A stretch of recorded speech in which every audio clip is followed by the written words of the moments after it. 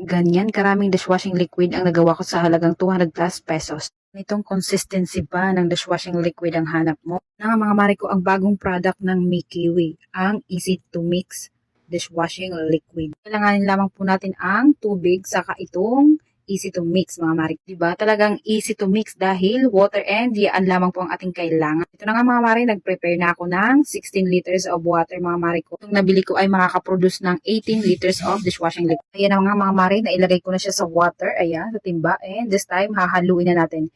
Imi-mix na natin mga mare ko. Ayan, hanggang sa matunaw lahat ng ingredients mga mare ko. Ayan. Ganyan nga mga mare ko, patuloy lang sa paghalo hanggang sa ganyan mga mare ko, bumula-bula na siya hanggang sa matunaw na lahat, mag-subside na lahat ng ingredients ng ating dishwashing liquid. Kapag fully mixed na siya mga mare, muna ng 5 hours.